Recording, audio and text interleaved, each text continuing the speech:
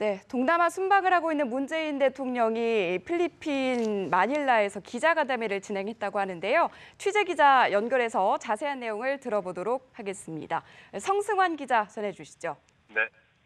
문재인 대통령은 7박 8일의 동남아 순방에 대한 소회를 밝히면서 아세안과의 관계를 대폭 강화하는 내용의 신남방 정책에 대한 지지를 얻은 것을 첫 성과로 꼽았습니다. 인프라, 중소기업, 금융, 서비스, 방산 분야, 스마트시티에 이르기까지 많은 분야에서 협력을 확대하기로 했고 2022년까지 교역액 2천억 불 확대에 합의한 실리도 얻었다고 생각한다고 말했습니다. 두 번째로는 시진핑 중국 국가주석에 이어서 리커창 중국 총리와 연쇄회담을 통해 한중 관계를 정상화한 것도 큰 성과로 평가했습니다. 특히 다음 달 문 대통령의 방중이 양국 관계 발전에 아주 중요한 계기가 될 것으로 본다고 기대감을 나타냈습니다.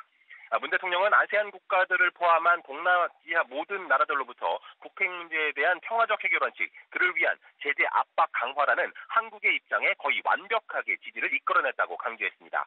문 대통령은 중국과 러시아도 북핵 불용이라는 우리 입장에 완전한 지지를 해줬고 유엔 안보리 제재결의안의 철저한 이행을 약속했다고 전했습니다. 중국의 이른바 쌍중단 요구에 대해서는 대화에 들어간다면 모든 방안을 열어놓고 협의할 수 있지만 지금 단계는 북한에 대한 제재와 압박을 강화하는 데에 집중할 때라며 부정적 입장을 밝혔습니다. 이어 북한과의 대화는 기본적으로 북한 핵동결, 그다음에 완전한 폐기로 나아가는 식의 협의가 될 수 있다며 그럴 경우 그에 상응해서 우리와 미국, 국제사회가 북한에 대해 어떻게 무엇을 해줄 수 있는지 협의할 수 있을 것이라고 말했습니다. 한미 정상회담 결과 합의문에 인도태평양 협력 강화 내용이 담긴 것에 대해서는 양 정상이 합의한 것이 아니라 트럼프가 강조한 것이라고 설명했습니다. 그러면서 한미동맹을 인도태평양 협력의 축으로 이야기했고 처음 듣는 얘기였기 때문에 입장 표명을 유보한 것이라고 설명했습니다.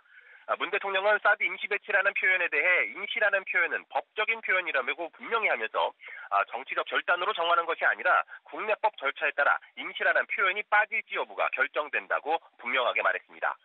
지난 시주석과의 정상회담 때 사드가 언급된 것에 대해서는 양국의 외교 실무 차원에서 합의된 것을 양 정상 차원에서 다시 한번 확인하고 넘어간 차원으로 이해한다며 사드는 제쳐두고 양국 간 관계는 별개로 정상화시키고 발전시켜 나가자는 것에 양국이 크게 합의한 것이라고 설명했습니다.